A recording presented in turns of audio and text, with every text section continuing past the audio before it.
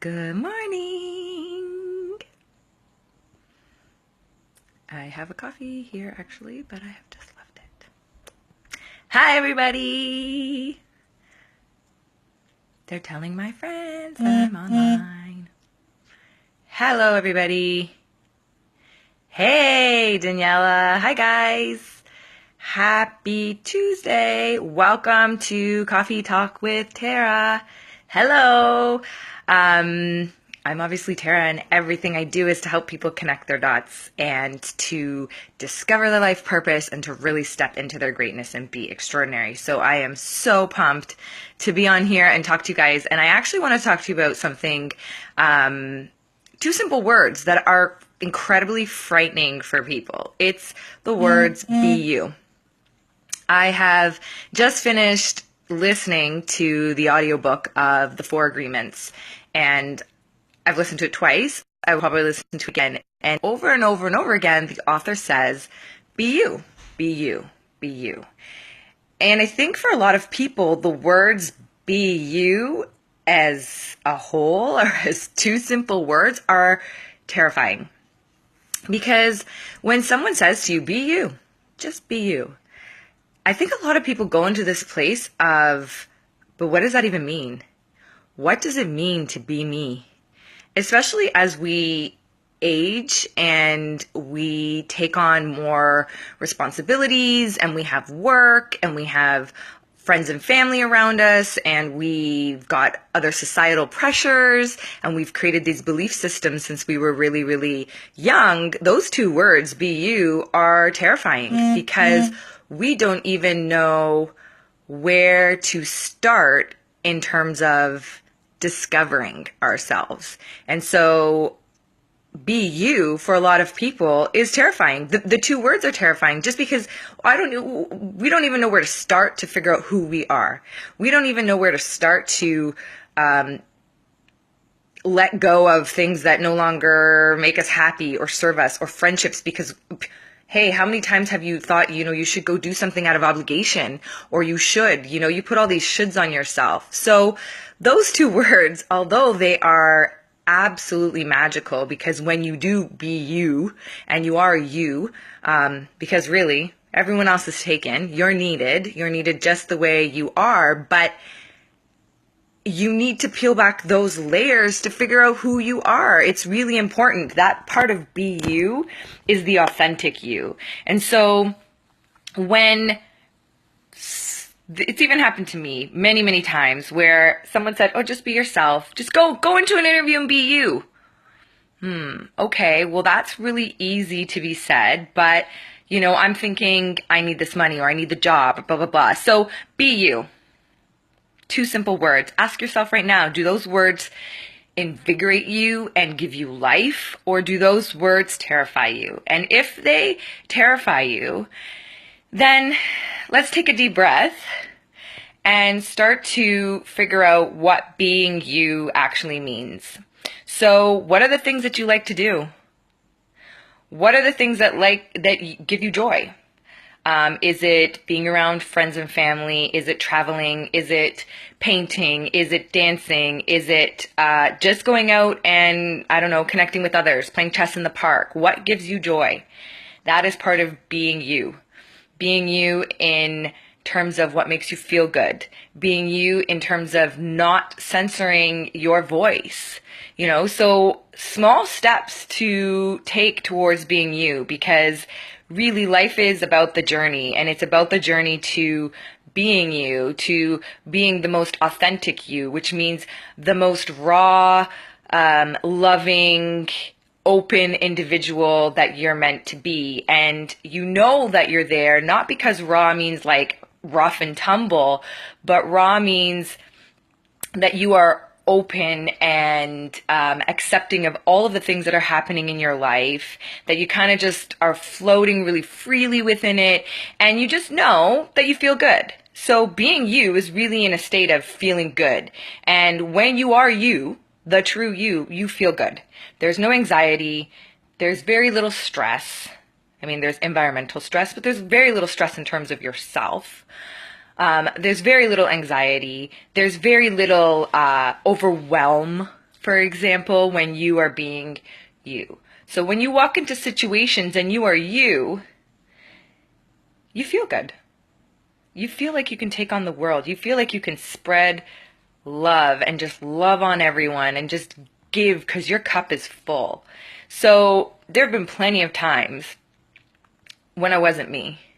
Even now, I can go into situations and be nervous. You know, I could go in, for example, I'm going to have this great business meeting on Monday with these two mega moguls that are millionaires, and here I am sitting like, oh, hi. You know, I could shrink like a wallflower and not be me. But at the end of the day, I've accepted that this is one, who I am, but I've been given this opportunity. This whole thing has aligned so that I can go out there and I can shine. And that's what I'm going to do. I'm going to be me. But there are many times and many days that I question what be you or be me actually means, especially in certain situations. In situations where people are telling me, no, you can't do this because this is the way it is. Or no, you can't do that because this is the way it is. No, you can't do that because the policy says blah, blah, blah. Okay, but sometimes policies and things are to be questioned, right? So I'm coming in with, I'm just going to be me. And being me is what feels good. Being me allows me to process my emotions. It allows me to be present. And it allows me to share the gifts that I know I have within me. So part of being you is actually figuring out, what are those gifts? Why are you here? What are you here to share? What are you here to give to the world, to leave as a legacy, to leave as, to leave for the planet? Be you. Hi, Afro. Hello, guys. We are just talking about the two simple words, be you. If anyone has any actually questions or anything as we go along, just leave them in the comments below and I'll try and answer them. But we were talking about how being you or be you, thank you, those two words are terrifying for some people and invigorating for others. And most of the time when they're terrifying, it's because we don't know what the meaning of being ourselves means, be you means. We've hidden it through obligations, or not even hidden it. It's just a nest. It's just a nest of thoughts and emotions and ideals and beliefs that have been handed to us through society, parents, roles. I'm a mother, I'm a this, I'm a that. And so the true authentic us, the be you that everyone is waiting for and looking for, is really lost. And so little by little, we have to unravel those strings and those little pieces of the web to go back to be you. So yeah, I just wanted to share that I had this aha moment when I was reading the 4 Agreements where he kept saying be you, and I realized that it's terrifying for so many people. And even still, even though I'm becoming more comfortable with me and I am me and I'm doing the things that feel good for me, there are times where I am just like, I can meet a guy, actually. I have met a really sweet, nice guy. And sometimes he'll say something to me and I'll be like, I don't know how to react to this. I don't know how Tara, as an individual, as a whole person, should react to this. Because I kind of have butterflies, but I kind of have this. And so being me in those moments are difficult. And so I'm just encouraging you all that if you have that kind of stress or anxiety around you, around the words be you, that you acknowledge that, take a deep breath, and prioritize, is what I'm going to call it, prioritize your journey. And when you prioritize your journey, you allow those little pieces to unfold. Right? You allow the strings to unravel out of the nest and to straighten themselves out. And then you can kind of look at each string and you can say, is this me? Does this make me feel good? Does this show me love? Do I show love through this? No. Right? So that when you're in situations and you need to be you, you know what it is. And Everybody has that internal GPS. Everybody has that internal guidance. It's called your intuition. It's called your gut. Whatever you want to call it, you have it. So when you are being you, you know real quick if you are, in fact, being you or not. You know because it feels good. And if it doesn't feel good, that's a surefire sign to say, I am not in alignment. I am not in that present state where this is for me. Because we are individual and we are unique.